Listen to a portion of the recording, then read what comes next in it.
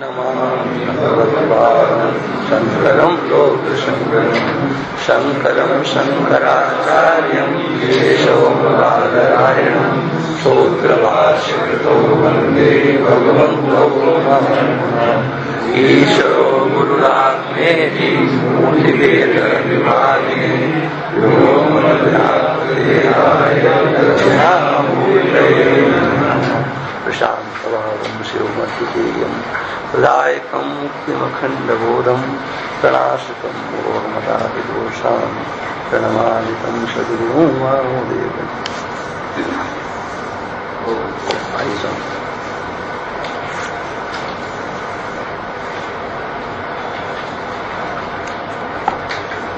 ये अदृढ़ अपरोक्ष ज्ञान हो गया था ना। अदृढ़ अपरोक्ष ज्ञान कब पूर्ण होता है? ये हो गया था कि नहीं? प्रश्न नंबर 14। प्रश्न नंबर 14। प्रश्न ज्ञान क्या है? अदृढ़ अपरोक्ष ज्ञान क्या है? प्रश्न नंबर 14 पर प्रश्न नंबर 14 अदृढ़ अपरोक्ष ज्ञान है ना।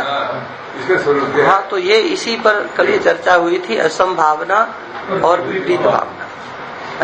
अब देखिए, ये शब्द बहुत छोटा है। क्या है? असंभावना। लेकिन इस असंभावना के अंतर्गत कौन कौन आ जाते हैं? प्रमाणगत संशय और प्रमेयगत संशय। हाँ, ये दो असंभावना शब्द बोल देने मात्र से काम हो जाता है। ये है प्रक्रिया। कम शब्दों में कम बोलना पड़े और बहुत कुछ कह दिया जाए। हाँ, असंभावना कह दिया तो प्रमाणगत संशय, प्रमेयगत संशय, इसकी चर्चा हो जाए। इसका आगे वर्णन आने वाला है, ये भी आप सबको बता दें। अब अदृढ़ अपरोक्ष ज्ञान क्यों होता है, तो इसकी भी चर्चा मैं समझता हूं कल हो ही गई होगी। हाँ, कुछ तो पाप हमारे अंदर है ना। मल, इसको मल बोलते हैं। मल, विक्षेप और आवरण, ये तीन चीजें होती हैं। तो माने पाप को ही मल कहते हैं। हाँ? मल नाम किसका है? पाप का। मल नाम पाप का। विचार सागर में ही लिखा है ना, मल नाम पाप का है ना। मतलब हमारे अंदर पाप है, एक पैसे पता लगता है भाई।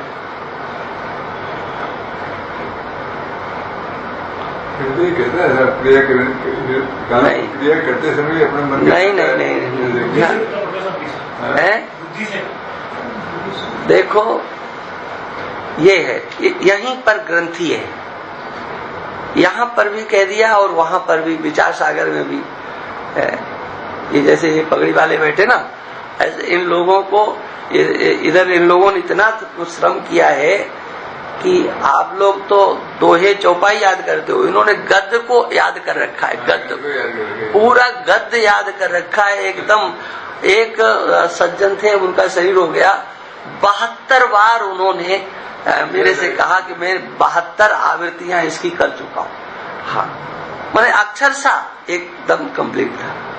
लेकिन अब मल नाम पाप का है, इतना याद तो हो गया।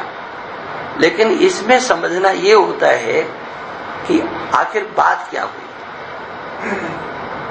तो देखो, जो आप गलत समझते हो, हाँ, उसे ही करने की जो इच्छा होती है ना, यही हमारे अंतर में मल है। क्या? आप करने की मन में जो भावना आती है, इच्छा होती है। हाँ, जो इच्छा, बस इतना ही है, यही मल है। और कहीं ढूंढने चलोगे ना तो मिलने वाला नहीं है। मतलब जो, जिसे हम गलत समझते हैं, हमेशा गलत समझते हैं, शास्त्र की दृष्टि से, लोक की दृष्टि से, परलोक की दृष्टि से, जिसे हम करना उचित नहीं समझते हैं, लेकिन करना भी नहीं चाहते हैं, लेकिन बार बार करने की इच्छा जो उदित होती है वो तो पता नहीं लगती ना, वो अपने आप को ही। और तब साधक को ये समझना पड़ता है कि हाँ ये मल है, ये इच्छा उदित नहीं करने के पहले पूर्व स्थिति में क्या हमेशा समझते हैं, बात करने के पश्चात ऐसा नहीं। देखो, एक ये मल की जो चर्चा है ना, ये वही है। आप जानते हो कि ये गलत है, ठीक है, फिर भी इच्छा होती है। अब उसमें जब प्रवृत्ति आपकी हो जाती है तो फिर गंदे कपड़े जैसी स्थिति हो जाती है। हाँ, स्वच्छ कपड़े आप पहने हो ना, तो बैठने के लिए आप सोचोगे कि हम कहाँ बैठे और कहाँ ना बैठे। कुर्सी पर भी बैठोगे, सोफा पर भी बैठोगे तो ठोक लोगे या रूमाल लेकर के पहुंच लोगे तब बैठोगे। लेकिन जिसका कपड़ा गंदा हो चुका है, मैले कपड़े पहने हैं, तो चाहे वो फर्श पे बैठ जाए, चाहे सोफा पे बैठ जाए, वो कुछ झाड़े गाड़ेगा नहीं, क्योंकि वो कपड़े स्वतः गंदे पहने हैं, है ना।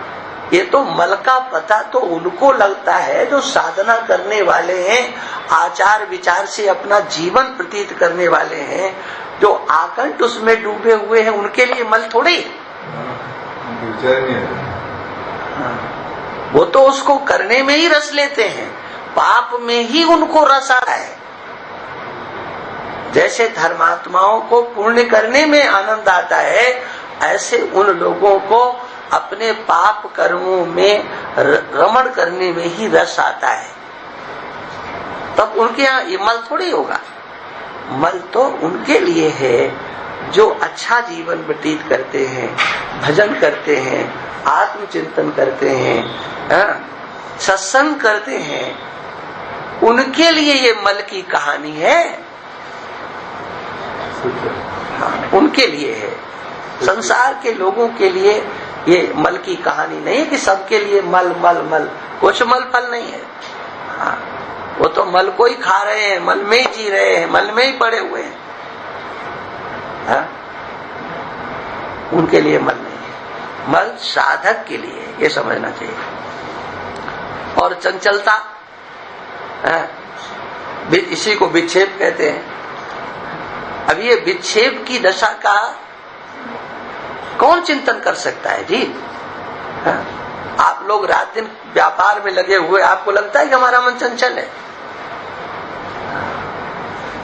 नहीं लगता है, बिल्कुल नहीं लगता, कभी नहीं लगता और कभी लगेगा भी नहीं। व्यवहार जितना भी है वो सब चंचल मन से ही चल रहा है, ये ध्यान रखना। जिस दिन मन चंचलता छोड़ देगा उस दिन तुम्हारे हाथ पैर बंध जाएंगे। लेकिन लगता ऐसा है कि हमारा, अब आप दुकान पे बैठते हो, नोट गिनते हो, कहीं लगता है कि मन चंचल है? नहीं लगता ना। चाहे जितना थान फाड़ो, चाहे जितनी गांठें इधर से उधर करो, कहीं लगता है कि मन हमारा कहीं चला गया, है ना। लेकिन इतनी गति से मन चंचल होता है कि हम उसे समझ ही नहीं पाते। आप जैसे, अब आपके लिए नहीं, मैं सबके कह रहा हूँ, आप जैसे नोट गिनते हो या बैंक में कोई मैनेजर है नोट गिनता है, मशीनें आगे बात अलग है, लेकिन फिर भी उसे ध्यान तो रखना पड़ता है। आपकी जो उंगलियां चलती हैं कितनी नहीं, आप ये देखो कितनी गति से चलती है। हाँ, एक सज्जन है नागौर के, तो एक बार हमने उनको टोका, अरे बोले महाराज हम लोग तो गाहक को भी चला देंगे, नोट भी गिनना बंद नहीं करेंगे, इतना अभ्यास। मन की कितनी चंचलता है, कितनी गति है कि जितनी जल्दी से वो गड्डी सरक रही है, प्रत्येक नोट के साथ, प्रत्येक उंगली के गति के साथ आपका मन भाग रहा है। लेकिन आपको क्या लगता है?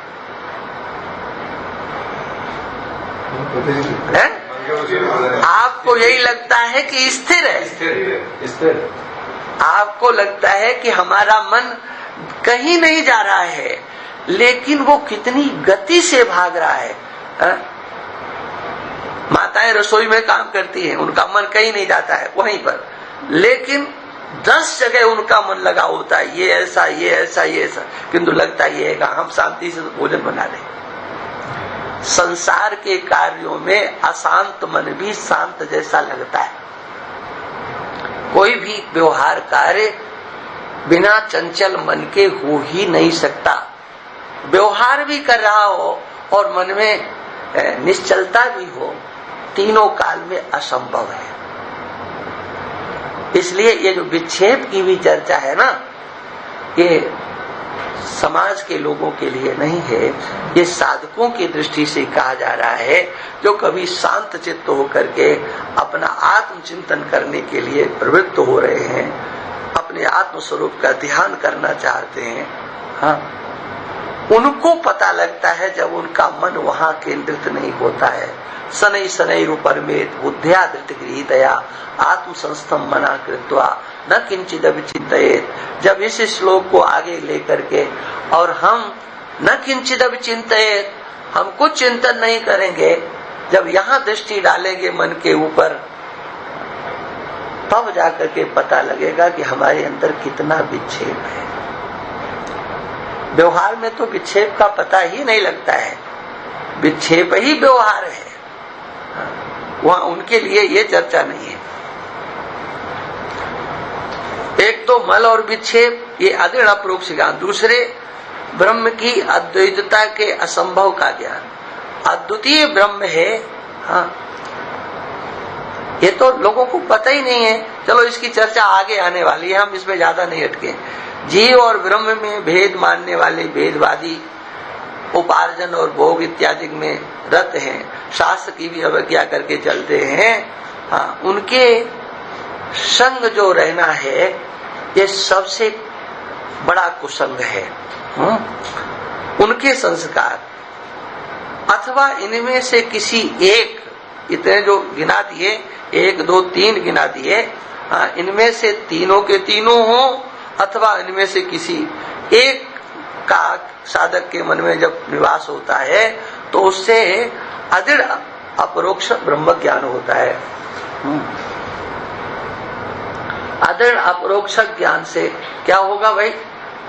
तो देखो, ये यहाँ स्पष्ट कर दिया गया, उत्तम श्लोक की प्राप्ति और पुनरागमन होने पर सकामता से रहित पवित्र श्रीमान कुल में अथवा निष्कामता के होने पर ज्ञानी पुरुष के कुल में गृहस्थी के यहाँ पर जन्म होता है, या फिर सन्यासी के शिष्य के रूप में प्राप्ति होती है।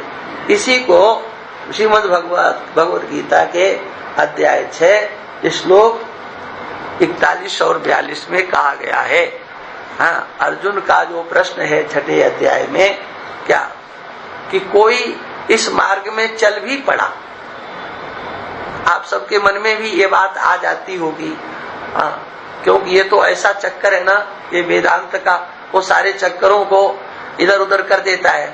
जितने चक्कर बताए जाते हैं उन सबसे हटा देता है, और हटा देने के बाद फिर कभी कभी लगता है कि अरे कहीं गलत तो नहीं हम जा रहे। हाँ, कभी कभी इस मार्ग में चलने वाले साधकों को ऐसा लगने लगता है कि वो पहले तो मंदिर जाते थे और भगवान का ऐसा करते थे, भजन करते थे, कीर्तन कर लेते थे, इतना नाम जप होता था, अब इस चक्कर में पड़ गए आत्मा ब्रह्म, तो कहीं हम गलत तो नहीं कुछ कर रहे। और होता ये है क्या कि जब तक इसमें व्यक्ति लगता नहीं है तब तक बात, जब लग जाता है तो फिर वो सच्चाई समझ जाता है, फिर इधर ही बढ़ता है। किंतु वो जो संस्कार जो पीछे बताए गए ना, बार बार उसको उद्वेलित करने वाले लोग, भीड़ को देखता है, अपने समाज के लोगों को देखता है, ये तो ये कर रहे, तो लगता है कि हम तो कुछ गलत तो नहीं कर रहे हैं। वो क्यों? उनकी संख्या कम है, सत्य को समझने वालों की संख्या कम है, भगवान को मानने वालों की संख्या ज्यादा है, लेकिन भगवान को जानने वालों की संख्या नगण्य है। हाँ, मनुष्याणाम सहस्रेषु कश्चित् यतति सिद्धये यतताम अभिसिद्धानाम कश्चिन् माम वेति तत्वतः। हमको को समझने वाला तो कोई कोई होता है, समझने के लिए चलने वालों की ही संख्या कम होती है। हाँ, लोग तो और भड़का देते हैं, बर्बाद हो जाओगे, सत्यानाश हो जाएगा, नरक में चले जाओगे, यहाँ तक कह देते हैं। सच्ची बात यह है कि इस मार्ग पर, इस मार्ग का विरोध करने वालों की संख्या ज्यादा है। इस अद्वितीय तत्व के साक्षात्कार का जो विरोध है ना, कि ये तो गलत है, बिल्कुल गलत है, और ऐसी स्थिति में अदृढ़ अपरोक्ष ज्ञान होने पर यदि उसका शरीर छूट जाता है तो क्या होगा। इधर भी कुछ उसने भगवान का भजन अजन नहीं किया, वो भी छूट छाट गया, और साक्षात अपरोक्ष उसको हुआ नहीं, तो क्या होगा। तो भगवान कृष्ण ने वहां पर स्पष्ट किया, नहीं कल्याण कृत कश्चित दुर्गतिम तात गच्छति। ये कल्याण कृत कर्म में जो लग जाता है ना, तो कल्याण कृत क्या है, आत्म कल्याण करने के लिए आत्म ज्ञान के मार्ग को छोड़ करके और कोई दूसरा कल्याण करने वाला नहीं है। इसलिए कल्याण कृत का अर्थ है, वहां पर अर्थ यही है, लेकिन इसको लोग न तो कहते हैं न उसको स्पष्ट लिख ही सकते हैं कि जो भगवान कृष्ण ने कहा है कल्याण कृत क्या है।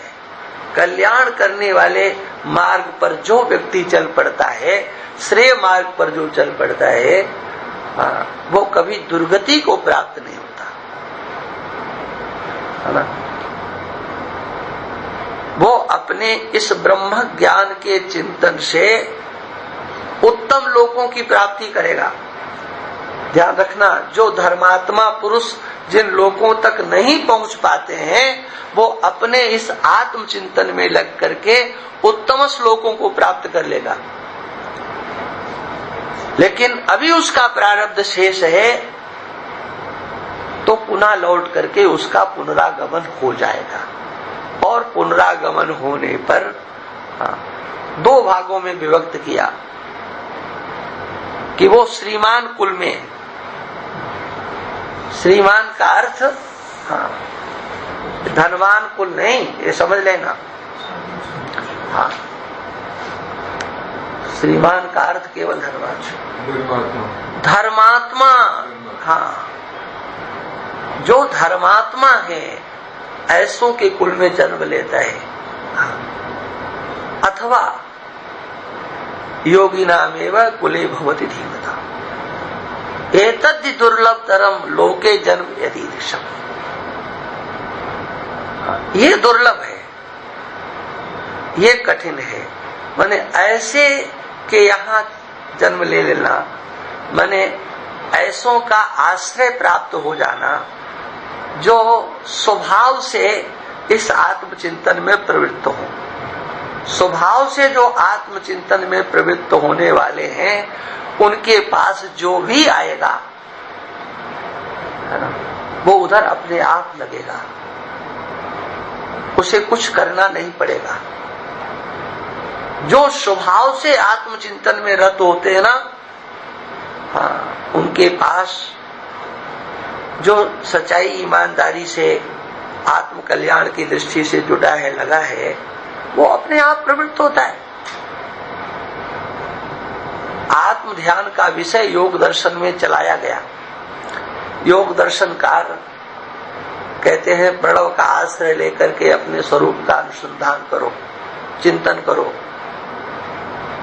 चित्त को स्थिर करो।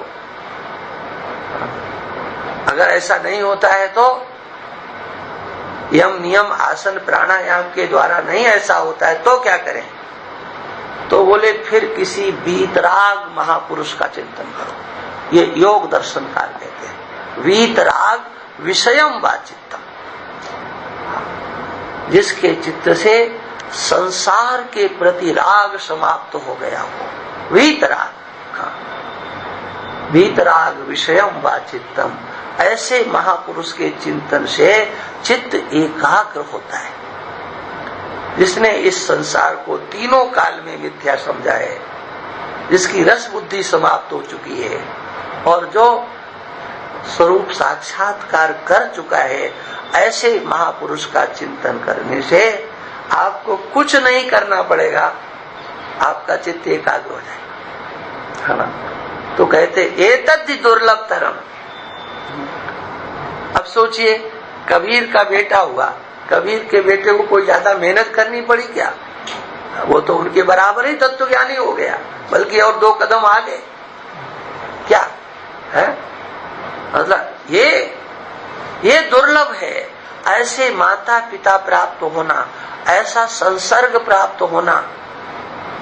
भगवान कहते हैं एतद्धि दुर्लभ। लेकिन जो दुर्लभ है, उस अदृढ़ अपरोक्ष ज्ञानी को वो सुलभ हो जाता है,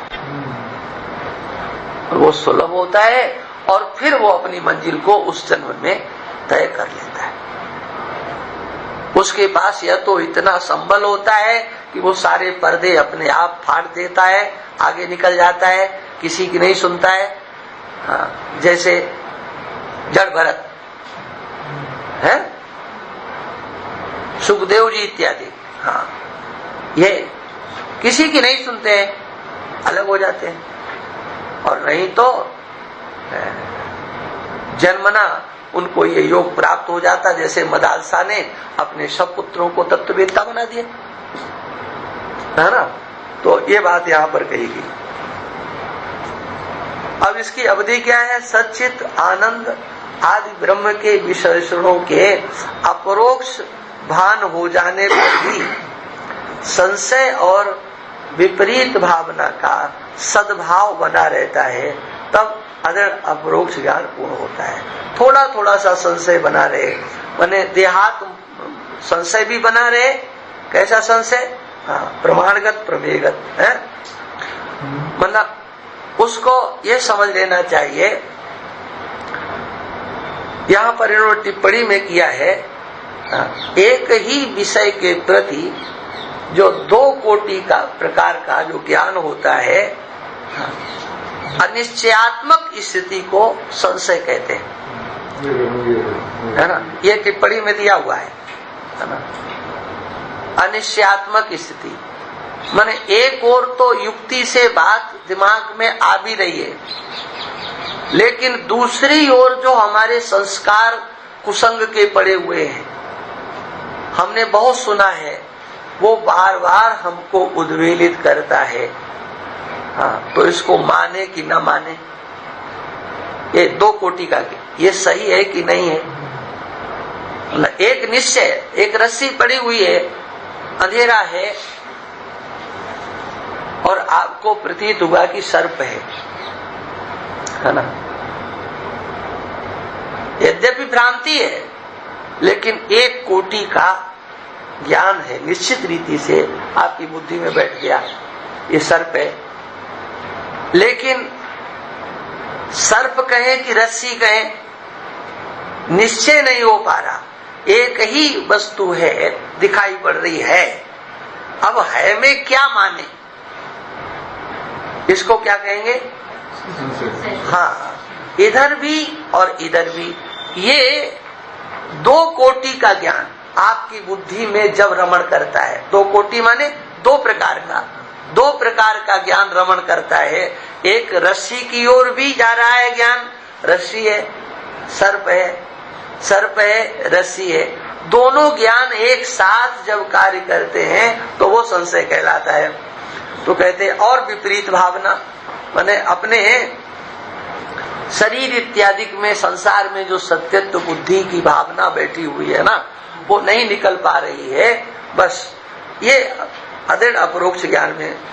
इसी प्रकार से अब दृढ़ अपरोक्ष ज्ञान क्या है, तो उसकी चर्चा करते हैं। तो कहते हैं असंभावना और विपरीत भावना से रहित ब्रह्म और आत्मा की एकता का जो निश्चय है ना, इसको ही दृढ़ अपरोक्ष ज्ञान बोलते हैं। 2 नहीं है, एक ही है। हाँ, और ये सबसे ज्यादा कठिन होता है, ब्रह्म को माने कि आत्मा को माने। माने अभी तक तो हम यही सुनते हैं कि एक ब्रह्म है, एक आत्मा है, तो ब्रह्म के स्वरूप का चिंतन करते हैं और एक हम अपने स्वरूप का चिंतन करते हैं। माने तत्पद का चिंतन करना, ईश्वर कैसा है, ब्रह्म कैसा है, परमात्मा कैसा है, एक ये चिंतन होना, और एक हम कैसे हैं ये चिंतन होना, इसको त्वम पद कहते हैं। ये जो भगवत गीता में भगवान कृष्ण ने जहां से बोलना प्रारंभ किया है, अशोच्यानंद सोचस्तम, इसमें त्वम पद को बताया गया कि त्वम पद कैसा है। और उसमें दोनों प्रकार की स्थिति आने वाली है, वो आप सबके सामने आएगी। यहाँ पर एकत्व का निश्चय हो पाना ये थोड़ा कठिन होता है। हाँ, एकत्व का निश्चय, और निश्चय में बाधा क्या है? जो इतने दिन सुन रहे हो नहीं, वो तो सत्संग करते करते एकदम बहुत ऊपर के लेवल पर आ जाता है। सुना हुआ सबको सुना है। अब हम आपसे ही पूछें कि अब इस संसार के संबंध में या और व्यवहार के संबंध में आप अपनी बुद्धि से पूछोगे तो उसने सबको नकार दिया। हाँ, आप सुनते भी रहेंगे, सबके बीच में भी रहोगे, हाँ, लेकिन अब आपको पुनः कोई इसमें सत्यत्व बुद्धि कराने में समर्थ नहीं है। हाँ, ये स्थिति है। ठीक है, कमी क्या है? इसमें सत्यत्व तो नहीं होगी, इसमें तो सत्यत्व होने का सवाल नहीं, लेकिन आत्मा और ब्रह्म जो है ना, वो वही तो प्रश्न है कि क्यों नहीं हो पाता है। क्या कि जब हमने आत्म स्वरूप को जैसा है वैसा निश्चय नहीं किया है, ब्रह्म के स्वरूप में तो हम निश्चिंत हैं कि ब्रह्म ऐसा है ना, लेकिन अपने संबंध में वो निश्चय नहीं हो पाता है, तभी तक ये बाधा है। एक ही जाति के जाति नहीं होता है कुछ भी। देखो कुछ भी नहीं, ऐसा कुछ नहीं है। ये तो अब आपसे कहेंगे तो आप ये कहोगे लोग क्या बोलते हैं, ना समझो को समझाने की दृष्टि से कुछ कहा जा रहा है, बकाया ऐसा कुछ नहीं है। इसलिए भाष्यकार भगवान ने समाधि का अर्थ आत्मा किया है। हाँ, इसलिए कहते हैं कब ध्यान करो। हाँ, अब योग के नाम पर यही तो चलता है, लेकिन योग दर्शन में कहीं ये बात नहीं आई है कि आप ध्यान करोगे तो आत्मा का परमात्मा से मेल मिलाप हो जाएगा। योग दर्शन में कहीं नहीं है, लेकिन प्रचलित ये है कि हम आत्मा और परमात्मा का संबंध करेंगे, हम तुम्हारा संबंध परमात्मा से करा देंगे, ये योग हो जाएगा। हाँ, ये नहीं है, एक ही है। हाँ, बस इतना ये निश्चय होना, इसका नाम दृढ़ अपरोक्ष ज्ञान है। कैसे होता है? तो फिर वही बात आती है, हाँ, गुरुमुख से महावाक्य के अर्थ का श्रवण करना, मनन करना और निधिध्यासन रूप विचार से ये दृढ़ अपरोक्ष ज्ञान होता है। हाँ, श्रवण, मनन और निधिध्यासन। वेद समस्त उपनिषदों में, वेदांत दर्शन में एक ही बात कही गई है, ब्रह्म और आत्मा दो नहीं है, एक ही है। ऐसा जो निश्चय है उसका नाम श्रवण है। जो सुनना ही नहीं है उसका निश्चय हो जाना। हाँ, वेदांता नाम अशेषा नाम आदि मध्यावसानतः, ये पंचदशीकार कहते हैं। वेदांता नाम अशेषा नाम आदि मध्यावसानतः ब्रह्मात्मन्येव तात्पर्यम इति धीहि श्रवणम भवेत्। ऐसी बुद्धि को श्रवण कहा गया है, जहां पर समस्त वेदांत वाक्यों के द्वारा जो आत्मा और ब्रह्म की एकता बताई गई है, ऐसा निश्चित होना, इसका नाम श्रवण है। ठीक है, एक निश्चय हो गया। अब शास्त्र के वचनों पर आपका दृढ़ विश्वास है, निश्चय हो गया, कोई हिला नहीं सकता है आपको, माने प्रमाणगत संशय की निवृत्ति हो गई। क्या हुआ? प्रमाणगत संशय की निवृत्ति हो गई। अब प्रमेयगत संशय की निवृत्ति के लिए फिर आपको मनन करना पड़ता है। उसमें युक्तियों की प्रधानता होती है, युक्तियों की प्रधानता से आप मनन करते हैं। और मनन का जो मनन रहित स्वरूप है, उसका नाम निध्यासन होता है। आप मनन करने वाले हैं, हाँ, आप चिंतन करने वाले हैं।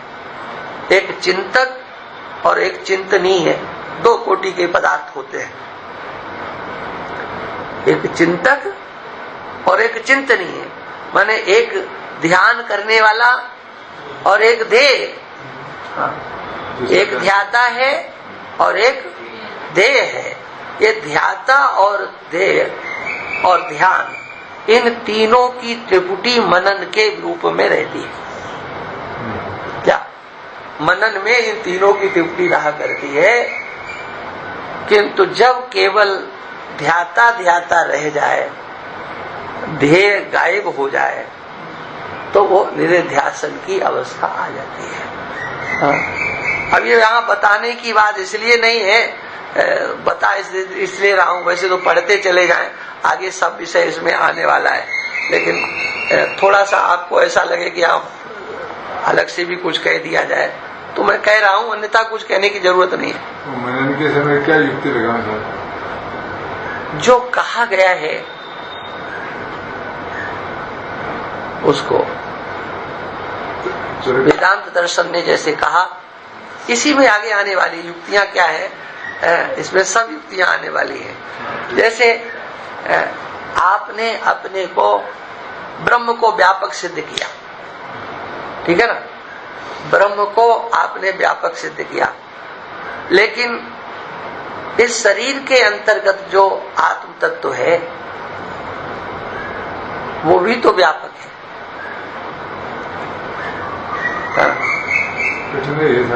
क्यों क्यों व्यापक, क्यों करना है? सबसे सरल है, सबसे सरल काम है ये, तो कठिन बिल्कुल नहीं है। शरीर के अंदर होता हुआ व्यापक कैसे दिखे? अरे तुम अपने को जब तक शरीर वाले मानोगे तब तक तो ये कठिनाई है ही। यही तो भगवान ने कह दिया ना, देहाभिमानियों के लिए कठिन है।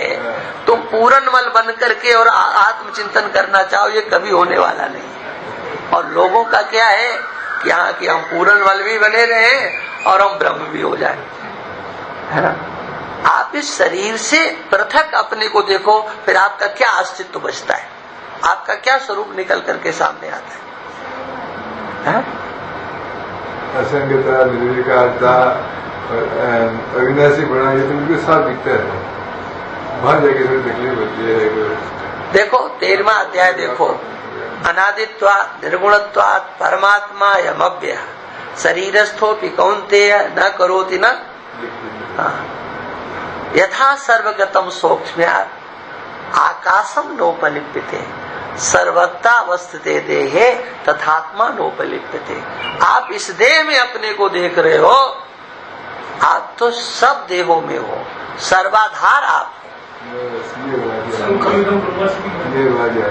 है। हाँ,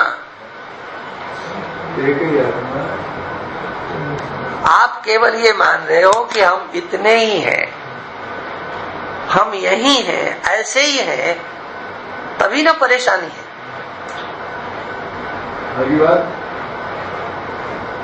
नहीं आई है? है? अरे सीधी बात है, आप अपने को एक देश में स्थित मान रहे हो, हाँ, तो अभी आपने आत्मा के अपने संबंध में कुछ नहीं समझा।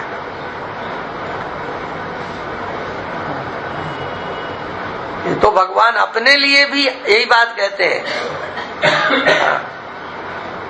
और आपके लिए भी यही बात कहते हैं।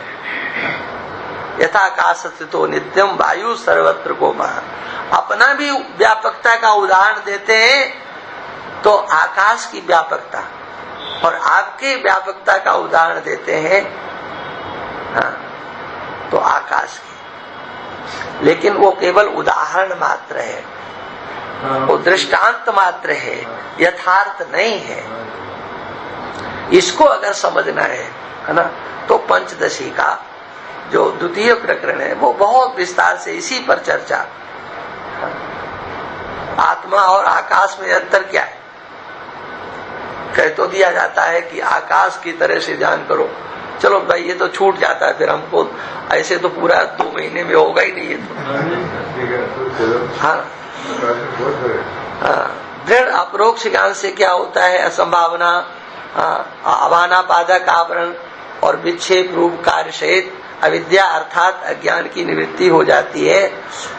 त्रैकालिक अत्यंता भाव रूप, यहाँ पर जो देखो यहाँ जो बोध लिखा है ना, ये गलत लिखा है, बाद होना चाहिए। हाँ, ब्रह्म की प्राप्ति रूप मोक्ष होता है। हाँ।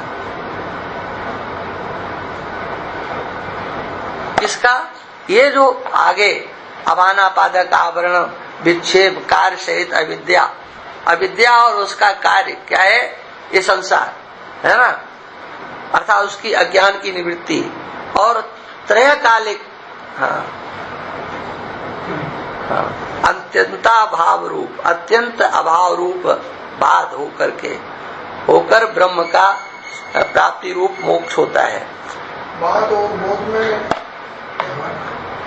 इस सृष्टि का जो सत्यत्व है वो तुम्हारी बुद्धि से निकल जाए, है ना, और संसार बना रहे, इसको बाध कहते हैं।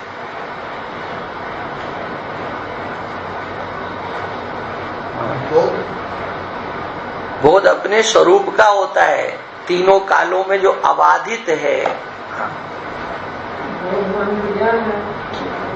बात मतलब नहीं, आगे आने वाला है, आगे आने वाला ये विषय।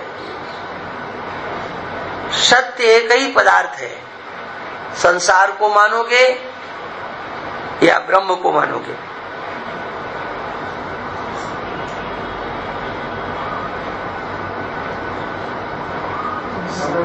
संसार को मानने के बाद नहीं, हम जो पूछ रहे वो बताओ। ब्रह्म को मानोगे तो ब्रह्म प्रतीत नहीं हो रहा, संसार प्रतीत हो रहा है,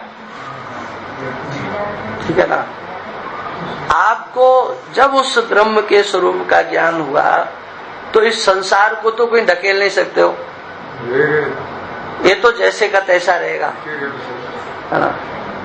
किंतु ये जैसे का तैसा रहे है और इसके असत्यत्व की भावना दृढ़ हो जाए, मिथ्या है, तुच्छ है, स्वप्नवत या जादूगर का खेल।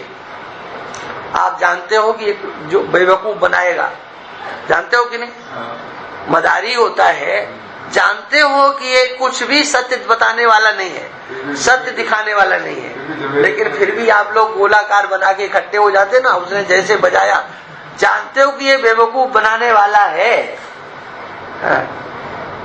जादूगर का यही तो होता है। फिर भी आप, लेकिन अंदर से आपकी बुद्धि क्या कार्य कर रही है? उसके खेल को आपने झूठा मान लिया है और झूठा मान करके भी आप देख रहे हो। ये जो सिनेमा है जो आप रोज देखते हो टेलीविजन पर आते हैं, इसको आप सच्चा मानते हो क्या? मानते हो ना पूरा? और फिर भी उसके सामने से हटते हो क्या? नहीं, नहीं तो आप लोग नहीं हटते हो, आप लोग नहीं जाते होगे, दूसरों की मैं बात कह रहा हूं। लेकिन समझ लो, मिथ्या जान करके भी हाँ, उसमें राग हो जाता है,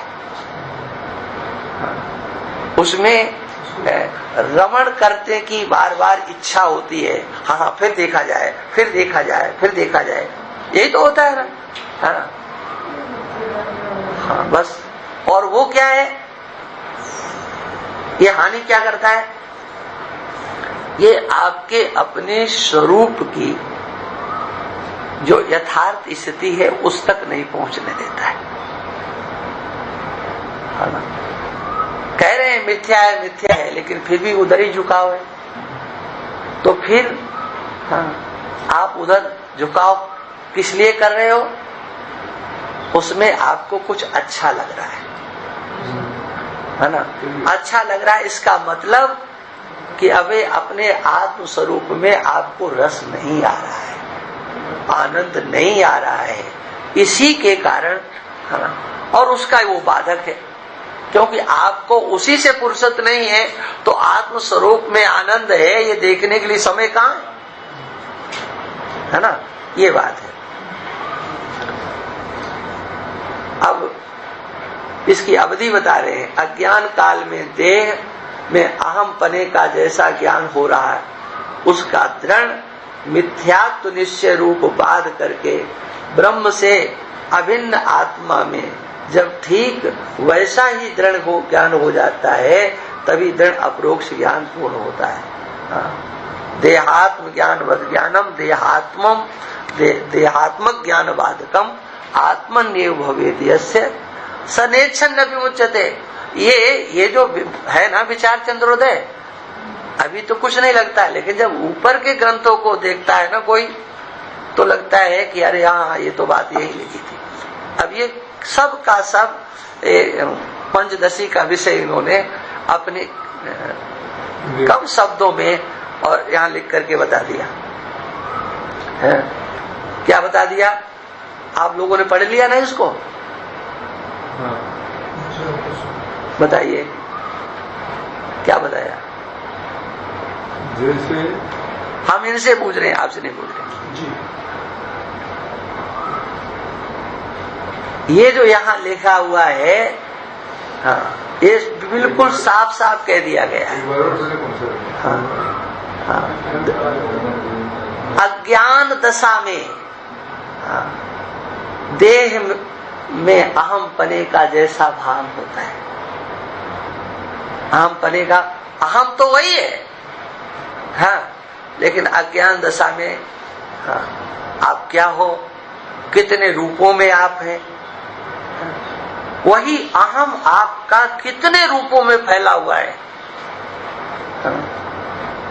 ये कब, अज्ञान दशा में आपका अहम कितने रूपों में, कर्म के आधार पर, जाति के आधार पर, गुणों के आधार पर, संबंध के आधार पर, सब रूपों में आप फैले हुए कि नहीं। एक संबंध को ही अगर ले लो तो सोचो कोई पारावार है और उसमें सब जगह आपका अहम स्फुरित होता है? सब जगह मैं हूं, ऐसा हूं। हाँ, ननिहाल में गए तो लोगों ने कितना विभाजन कर दिया आपका। हाँ, एक कहता भाई है, एक कहता भांजा है, एक कहता हमारा देवता है। अब हुआ क्या, किसी में एक को भी आपने नहीं, ससुराल में चले गए तो वहां किधर किसी भी पक्ष में, और आपको ऐसा लगता है कि ये सब सच्चा है। किसी एक को भी कह सकते हो क्यों तुमने हमको ऐसा बोल दिया, बल्कि और उसमें रस आता है। नहीं बोला जाए ना, हाँ, नहीं बोला जाए तो बुरा लगता है, होता है कि नहीं। वो क्यों है, केवल इस शरीर में अहम बैठा हुआ। हाँ, हम 3.5 हाथ के ये हैं। ज्ञान होने के बाद कैसे दूसरों को हम भी संबोधित करते हैं। अरे तो लोकाचार नहीं, ये तुम्हारा शिष्टाचार है, और शिष्ट होकर के उसमें अहंता बैठालते हो, अपनी भी और दूसरों की भी।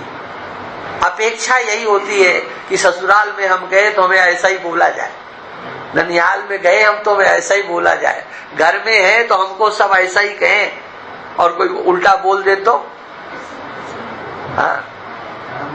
अगर छोटा बच्चा कह दे आइए बेटा, तो बुरा लगेगा कि नहीं? क्यों लगेगा? अरे बेटे तो तुम हो, तुम्हारे अंदर अहम स्फुरित है। हाँ, पिता कहे तो बुरा नहीं लगेगा, है? अहम तो है, लेकिन वो आपका अहम क्या कहना चाहिए उसके लिए आप स्वयं समझ सकते हो। ये बात यहाँ पर कही गई है। जैसा ज्ञान हो रहा है, इन समस्त आपके ज्ञानों के ऊपर अज्ञान काल में ज्ञान और एक ज्ञान होने के बाद ज्ञान, इसको आप अज्ञान मानते हो कि ज्ञान मानते हो? अज्ञान काल में जो ज्ञान नहीं है वही ज्ञान होकर के भाषित होता है। हाँ? जो ज्ञान नहीं है वही ज्ञान होकर के अज्ञान काल में भाषित होता है। लेकिन जब स्वरूप का ज्ञान होता है तो उसके सिवा और सब अज्ञान ही प्रतीत होता है।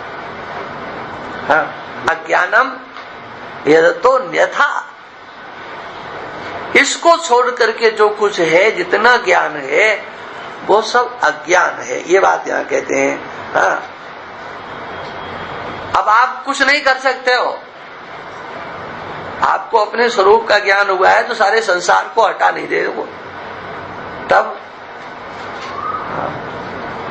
किसी को रोक भी नहीं सकते हो, क्योंकि आपने तो सत्संग किया है तो थोड़ा समझ गए हो।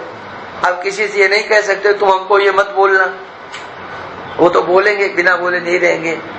तब आपको ही ये दृढ़ निश्चय करना पड़ेगा ये सब बकवास करने वाले हैं, ये सब झूठे लोग हैं, ये मूर्ख लोग हैं, ये अज्ञानी लोग हैं, लेकिन कह मत देना किसी को। ये भी बता दे, ये तो आपको स्वयं ही सबको एक लाइन में खड़ा करना पड़ेगा। हाँ, एक लाइन में खड़ा करना पड़ेगा, किसी के साथ समझौता नहीं। हाँ, ये सब झूठे लोग हैं। हाँ, और ये दृढ़ होना चाहिए, ये सबसे कठिन काम है। ब्रह्म है जैसे राम गीता में मेघनाथ के पाठ करने वाला आदमी है, सारा व्यवहार करता है। अरे उदाहरण तो सैकड़ों। देखो आप ये समझो, आप लोग सब देख ले, एक रामलीला क्या, जितने भी लीलाएं हो रही हैं, जो भी आप देख रहे हो टेलीविजन पर जो आ रहा है, वो सब क्या है? वहाँ सच्चा क्या है? अपने आप को तो समझ रहा है कि मैं वो हूँ, मोहनलाल हूँ। वो तो पूरा समझ रहा है जी, और वो नहीं समझ रहा है, तुम भी समझ रहे हो, वो भी समझ रहा है, आप भी समझ रहे हो, लेकिन में जब तक शरीर में बना है वही तो अज्ञान है। यही बात है ना, अहम पना। और जब इसमें बैठा हुआ है, अहम पना बैठा है शरीर में, तो जाति में बैठेगा, नाम में बैठेगा, कर्म में बैठेगा, संबंध में बैठेगा, है? सब में बैठेगा आपका अहम पना। आप किसी में से निकाल नहीं सकते हो, है ना? और जब तक इन समग्र नाम, रूप, गुण, क्रिया, जाति और संबंध, इनमें जो हमारी बैठी हुई अहंता है, ये मिथ्या कोटि में नहीं चली जाती, माने असत कोटि में नहीं चली जाती, तब तक हम आत्म साक्षात्कार करने में समर्थ नहीं है। यही बात यहाँ कही गई। ये जो शब्द लिखा ना, सब इसका दृढ़ नित्यत्व निश्चय रूप बाध करके, बात शब्द का यही मान करके, नहीं समझ करके, क्या बाध करके, ये बाध ही होता है ना? बाधित कर दिया, वस्तु को छेड़े बिना, हाँ, और उसकी शकल बिगाड़ देना।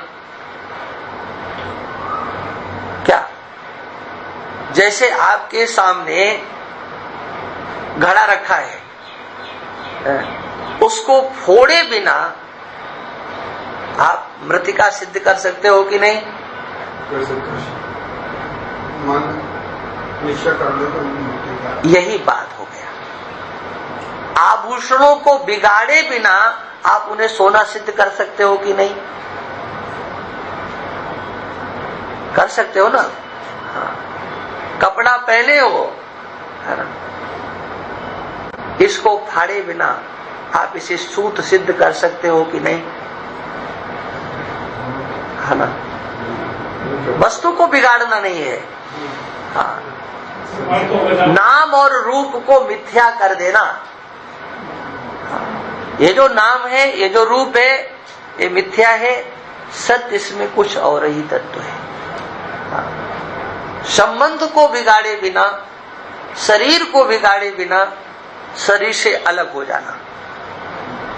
हाँ, का ज्ञान होने से सब जैसे पानी पीना शुरू कर देते। तो हाँ, वही बात है ना। उसको फोड़े बिना, उसको मिटाए बिना, हाँ, उसका बाद हो गया, है ना। इसी को निवृत्ति बोलते हैं, इसी को नाश बोलते हैं।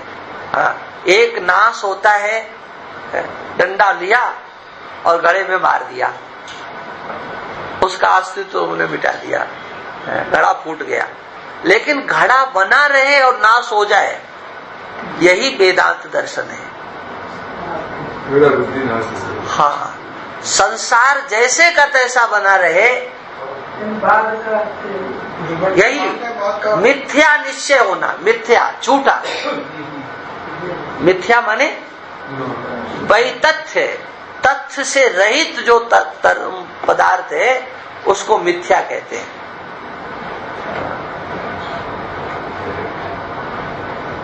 वैतथ्य, उसी को वैतथ्य बोलते हैं।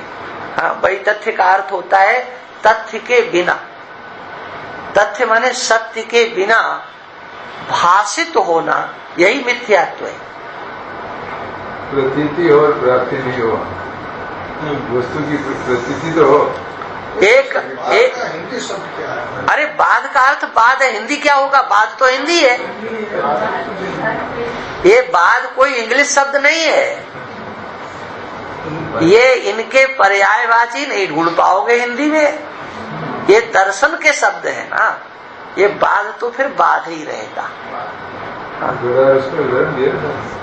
नहीं, वो तो उदाहरण से आप समझ लीजिए, है ना।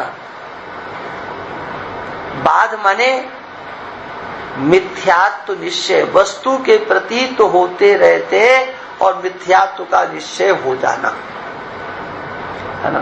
घड़े पड़ने का बाद हो जाना, ये नहीं, नाम और रूप का बाद होना, घड़े का नहीं। उसमें यथार्थता नहीं रही आपकी। यथार्थ बुद्धि क्या हुई? मृतिका यथार्थ है। क्यों? मृतिका के सिवा वहां कुछ नहीं है। आपके शरीर में जहां कहीं भी है, हड्डी मांस मज्जा से अतिरिक्त कुछ नहीं है। ठीक है ना? इसके सिवा और कुछ नहीं है ये। लेकिन आपने कहा ये हाथ हो गया, ये सिर हो गया, ये पैर हो गया। ये क्या? ये कल्पना हो गई। है क्या? जहां उंगली रखोगे वहां हड्डी मांस मज्जा ये सब है। लेकिन आपके कल्पना ने वहां से दृष्टि हटा दी। जो यथार्थ है, यथार्थ से दृष्टि हटा दी। हाँ, अब वहां से दृष्टि हट गई। ये चमड़ी नहीं, हाँ, नहीं, है हाथ है। हाँ। यथार्थ से दृष्टि हट जाना, यही अज्ञान है। शरीर के अंदर कुछ भी नहीं है, लेकिन क्या है? कितनी कल्पनाएं हैं इसके लिए। है कहाँ वो? शरीर नाम का कोई पुर्जा नहीं है जी। है? कहाँ है शरीर बताओ?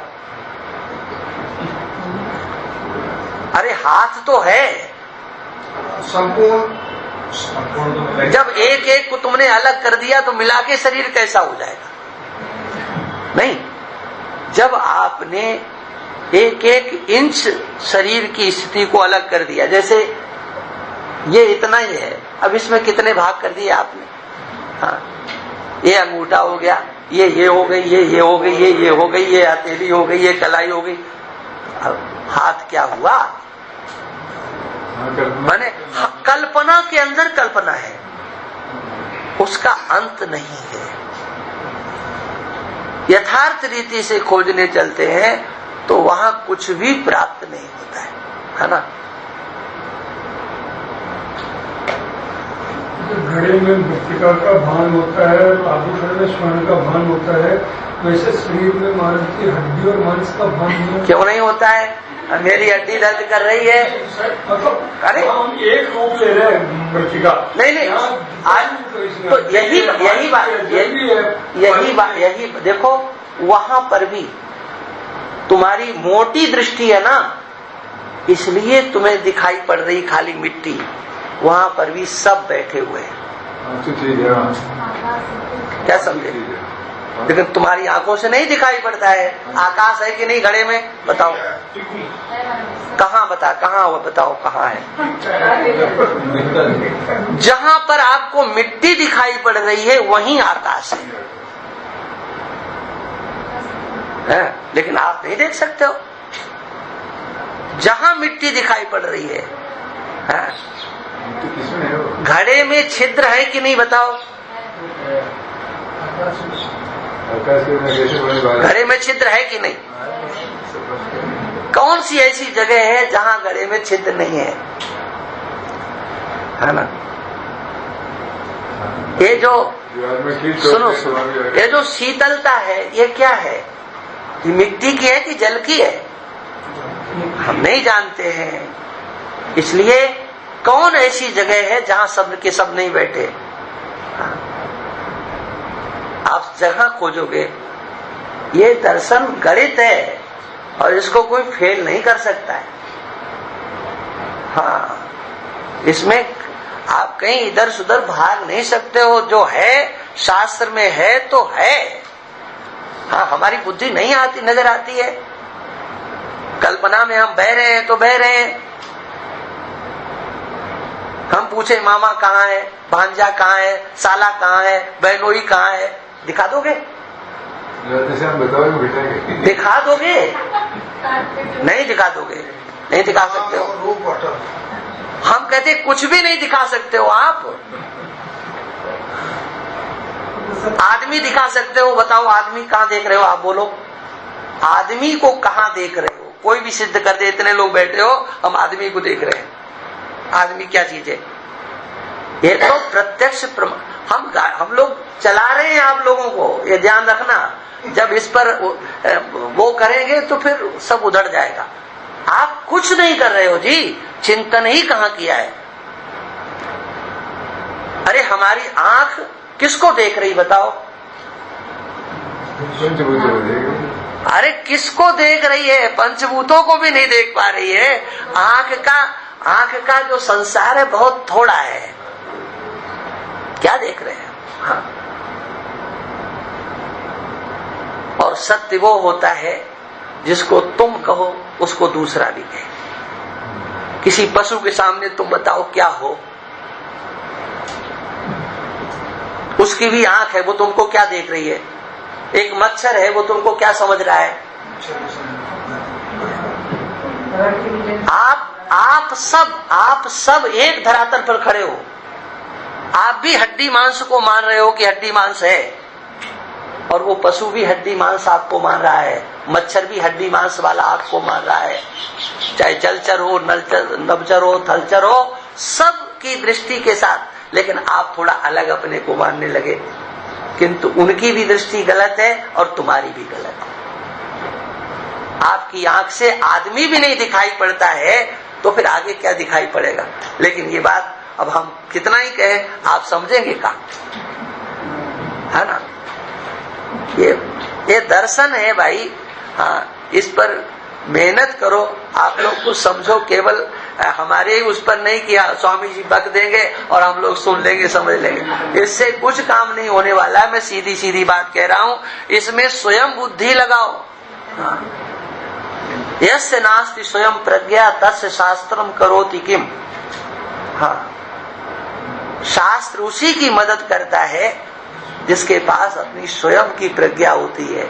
हाँ, दूसरों की उधार ली गई बुद्धि से तो सारी जिंदगी संसार में पड़ी ही हो। बुद्धि से तुमने क्या सोचा? हाँ, कभी बाप की बुद्धि से काम लिया, कभी माँ की बुद्धि से काम लिया, कभी बेटे की बुद्धि से काम लिया, कभी पति की बुद्धि से काम लिया, पत्नी की बुद्धि से काम लिया। अपनी बुद्धि से आपने क्या लिया? और फिर भी सारा उधार का ज्ञान आपके पास होते हुए भी ज्ञान पने का अभिमान तो बहुत है। ये एक समस्या। मतलब आपका अपना ज्ञान क्या है? बताओ आप, क्या है आपके पास में? आपका नाम आपने रखा था, आपकी जाति आपने निर्धारित की थी, कुछ भी आपने नहीं किया, कहीं पर भी आप नहीं, किंचित मात्र भी आपकी बुद्धि तो कहीं लगी नहीं है। आप तो दूसरों की बुद्धि के गुलाम बन करके जी रहे हो और मर जाओगे। अपनी दिमाग, अपनी बुद्धि लगा करके जीना सीखो, ये दर्शन है। ठीक है, चलो। पूर्णमदा पूर्णमिदं पूर्णात् पूर्णमुदच्यते पूर्णस्य पूर्णमादाय पूर्णमेवावशिष्यते। ओम शांति शांति शांति। श्रुति स्मृति पुराणानामालयं करुणालयं नमामि भगवत्पादं शंकरं शंकराचार्यं केशवं बादरायणं सूत्रभाष्यकृतो वन्दे भगवतो ईश्वरो गुरुरात्मेति मूर्तिभेदविभागिने व्योमवद्व्याप्तदेहाय दक्षिणामूर्तये। ओम शांति शांति शांति।